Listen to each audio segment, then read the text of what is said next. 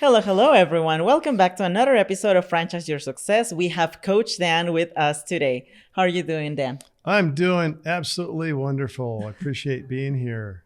That's amazing. And yeah, we are super glad to have you today because we're going to be talking about starting into a franchise. And I feel like most people are afraid of getting into a franchise because of the degree that they currently have. So the first question that we have for you is if I have another degree, but I'm interested in this other industry, can I do it? Can I be in a franchise in a different industry than the one that I got a degree on?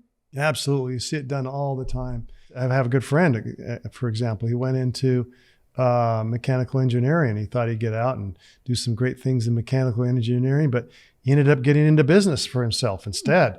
I've seen people with those degrees getting out and the jobs are not too plentiful with what they went to school for. And so fortunately they've had some savings, or they've had some parents or other investors that they work with that have helped them with that initial franchise fee, and they've been able to jump in to that. Because the reason why they can do that is in fact, they make really good franchisees, because if they've graduated or if they've done some time at a university, they're paying attention. They're following a system. Right? That's right. When you went to college, did you follow what the professor told you to do? Oh yeah, definitely. Because I did software engineering actually. Yeah. And there is a system for every piece of code that you do. Otherwise you just break stuff. Right. So you're used to following that system. And then they're going to give you assignments and you have to complete the assignment, right? So that's great. But whenever you started a new class and you went, oh man, I wonder if I can do this class, because it's so far out there and it's maybe a little bit higher level than you ever thought to. So there's a little bit of fear sometimes in there, right? Mm-hmm. So have you ever felt that fear when you've started a new class at the university that, I wonder if I'm going to be able to do this, but then it turned out okay? Oh yeah, 100%. And why is that? Because you followed that system. You paid attention and you followed whatever that professor did, and you ended up with a good grade at the end. So students coming out of school, maybe they've got into the job world and worked for 2 or 3 years, and maybe it's not quite what they expected, and they've saved a little money in their 401k after that. And now is a good chance maybe to utilize some of that money. And maybe if they've had a chance to get a home, then maybe there's a little bit of equity in that home. They use that to start a franchise business. But almost always it's never going to be in the area that they learned in school. Because school doesn't teach. I mean, there's some colleges and universities that are amazing. They teach entrepreneurship, and they have sample businesses that they set up, and you create new products and you try to sell those. And so there's a little bit of that in there, but there's nothing at stake except for a grade. Where a business like a franchise, there's everything at stake, because you're committed to it. You've invested your money, and you're going to make darn sure that you follow that system and succeed. So the commitment is higher. There's a bigger chance for success with a franchise. So the idea that you jump into something that's a little bit different than what you went to school, chances are that's what's going to happen. And I've seen many people do that. I'm just thinking of one of this young man. He jumped out of school, and he had difficulty finding a job. And thankfully, his parents had saved some money, and they believed in him. And they saw how good a person he was. They believed in his success. And so they invested in a franchise for him. And so, but here's the secret. If you're a parent and you're thinking about investing into your child's franchise, don't give them all the money. Even if you have to delay it a little bit, let them earn part of it. Let them feel the pain and the victory of earning that money and then putting it to use. Even if it's a $40,000 franchise fee and they earn $10,000 in the next 3 or 4 or 5 months to be able to contribute to that down payment, let them have a piece of that too. It's important for their success. Otherwise, they don't take it as serious if daddy or mommy puts up all the money for them. So, but this young man, the father and mother believed him in enough, and he, believe it or not, he was in a service job, and he was doing he was actually with having to do with maintenance on homes is what he was doing in his job. So nothing to do with the franchise he was looking at, but he loved the idea of a wellness franchise. And so this health completely different. He had some passion for health, jumped in, loved the idea. And even though it was different than, because he never went to school to become a doctor or a nutritionist or anything like that, but they taught him everything he needed to know because it's like going to another university, but it's all scaled. I mean, it's done in a week. You're getting everything you're done, and then you're learning on the job and being supported by them. So I would never be afraid of going into something that I had not received my schooling for. In fact, sometimes it's better not to have the official education because it doesn't align as well with the real world sometimes. For sure. And I feel like it also allows you to keep an open mind when you are starting into a franchise. Because like most times when people have already some experience within, let's say, the food industry, and they receive this new system, they are like, yeah, I wouldn't do it this way. And they are not ready to follow the proven system that we know that it already works. Right. So what are some of the tips that you can give us so we can keep an open mind when researching franchises to invest on? Yeah, that's a good thing to do, is open mind. Some people think, I've had people come to me and they say, I've seen food operations. I don't want food at all. Never want to have food operation. I wouldn't close your mind to anything like that, because I've seen individuals that I've worked with, and I ask them, so what type of businesses have you looked into so far? And they'll tell me, oh, I've looked into this home inspection service, or I've looked into whatever it is. And they say, well, don't show me any food. I don't want food. And then when I start talking to them a little bit more and I see, this is probably what you may want. So then I present the food opportunity and they think, yeah, I don't know about that. Then we dive into it a little bit deeper and they start meeting the people, and then they start eating the food and they start thinking, this is pretty cool. But I've never had food experience. You don't need it, because the system, the recipes are all right there, and you're hiring the people to do that. So I would keep an open mind just about on anything. Some people, though, they have their focus on, no, I'm a hairstylist and I just want a hairstyle business. So give me 5 or 6 options in the hairstyling business. So in that case, yeah, they might be better suited to use the experience that they have. And so sometimes we just continue to direct them down that road because of that experience. But then on the other hand, I see people that say, oh man, I've been in the food business as a manager for so many years. I've had all that experience. I know how to do it, but I'm tired of it. I don't want to do that any longer. And so they do want to switch. They're ready for a switch. I mean, even my cousin, who's a dentist, for example, poor dentists, they work so hard and their backs are bent over, and it's a lot of very physically and emotionally demanding for them. So a lot of them get burned out and they have to stop working that, and they have to look at other alternative methods of investing their money so they can get their income, which they're able to do if they're smart about it. So, I guess it just depends on the franchise you're looking at, and a lot of people especially will be very open-minded if you're presenting something like as the latest and the greatest and the hottest thing. And if you don't jump on it here, look at it growing all the other parts of the country. It just happens to be open here, and this is the last few locations available here, and then it's gone and it's already growing. Then people really open up their minds on something like that very, very quickly, because they don't want to be left out of that trend and that momentum of that particular franchise company. That's amazing. And I also like the fact that you mentioned that you are not the doer when it comes to having a franchise, because sometimes people don't have the experience. But remember, you are having people in your team that are going to be doing all the work in this franchise. Let's say that you don't even know how to boil an egg, but it doesn't matter because you are the owner of the franchise, the food franchise in this case, and you have chefs that are going to be cooking all the food for you. I remember hearing this podcast in which the guy mentioned you could be the dirtiest person ever, but still own cleaning house franchise. Right. And that's okay because you're not the doer. Exactly. And the ones that I've owned with hair salons, for example, that I've owned with those, and you go in there and I can't cut hair. My mother was a great stylist, and so I was around it all that time, but I still can't cut hair.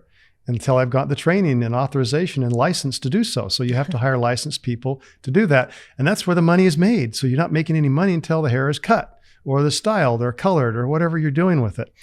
So what I would find myself doing is going in, even sometimes helping them out. Oh, you need some help. Let me go change your water out for you. Let me go get you a new brush or a new comb. Let me bring you this.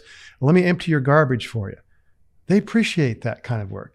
But you're thinking, oh, that's beneath me. I would never do that as a franchise owner. I'm forget that. If that's what franchise owner is all about, then I don't want that. But you think about it, if you're still spending whatever it is, 5 hours a week, and we talked about this in an earlier podcast about your rate per hour. So if that franchise is making you really good money, really good return, and you're only having to spend 3, 4, 5, 6 hours a week on it, and you're getting that really good return, and your hourly rate is really high, it doesn't matter. The functions in that franchise count to help build the morale and help build the franchise. It may be greeting someone at the front cash register, and you may only do that once or twice a week. It's not like you have to do it on a day-to-day basis. Or it might be sweeping some hair. If you're in a hair salon franchise, you're actually, you sweep the hair behind them. So, but the more important functions, of course, you've got to do about hiring people and helping them to get trained and supported, and some of the marketing and the management. And of course, you're looking at the accountant doing your financials for you and things like that. So there are very important functions, but what's it going to hurt to spend 15 minutes a week or a couple times a week to do some of the simple tasks around your franchise? It only shows good leadership, and it shows that you care, and it helps you build that culture. You're still getting a really good return on your time. And that's right. And I feel like it also allows you to serve the people that are serving you. Because by helping them, you're also helping yourself. I'm going to use that, Marjorie. Serve the people that are serving you. That only helps you. Yeah, it comes back to you. That's amazing about franchising. I just love how service oriented it is, because you are not only serving your customers, but you're also serving your team. And the better that your team feels, the better that your customers are going to feel as well. Right. So tell us, what are some of the industries that you're currently interested on right now? Oh, well, I'm doing a lot of different things. So a couple, and here's one that comes to mind. There's always space for beauty. People want to look good and they want to feel good. And if we can help someone that has a scar, that we can help cover that up, if we can help someone reduce wrinkle, or help them with those types of things to help them feel good about themselves, imagine how much more they can accomplish by feeling good about themselves. And so I see that industry as one that's really big and helping in the beauty area. And of course, I'd love to have some more help on that too. So I'm kind of selfish on that matter. I'm going to go and get me some facials and all that kind of stuff. I love that. Oh, you look great. I love that kind of stuff. You're very kind. But I love that kind of stuff. So that's one area. Another area that has boomed, and it's simple. It's more of a business to business type franchise where you're actually imprinting on everything but people and paper. Oh. So in other words, T-shirts and hats, and businesses are ordering those at record rates, or pens or coffee mugs or whatever it is that those imprints go on, can be sold to businesses and supported because they go through those very quickly. It's also a form of advertising for that business, and so it's a real big business that can be done very quickly. The key to that business, though, is getting in and having some speed about it, because there's a lot of other people doing that. But the one in particular that I'm very fond of has the ability to produce results with speed and accuracy. And we don't talk about just having good customer service. That's general stuff. I mean, everybody says, yeah, we got good customer service. But when you define it in more detail, like we deliver with speed and accuracy, I mean, what more do you want when you're putting in an order like that? So that is a huge one. We're also doing several food concepts, with hamburgers, and who would have thought? Can you have another hamburger place? But there's plenty of room. But if you have enough differentiation and enough difference, I mean, who would have thought after McDonald's and Burger King came along, then Wendy's came along and they were successful. And then now you got Five Five Guys. Guys and Smash and other things that have come out. Who would have thought you could add those? But they're being added all the time. And you can name off tons of those in the areas, different areas. But so that's another thing we're looking at. We have a gourmet grilled cheese sandwich. We love that one. And that one's pretty phenomenal.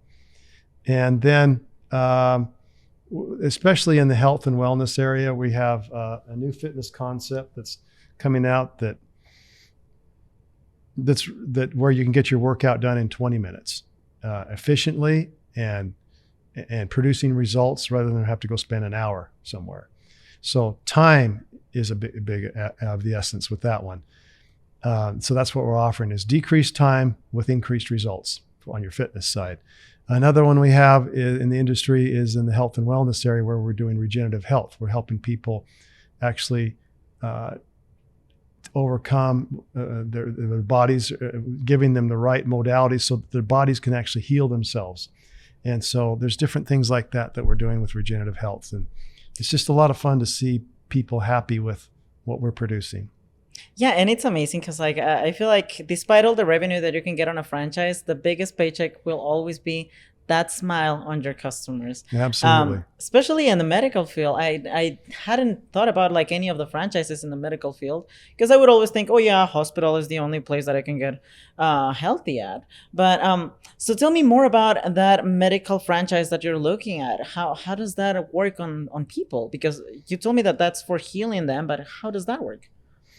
Well, there's the Miracle that's come out over the past few years. One of the things that they use is what we call regenerative biologics, and that's stem cells.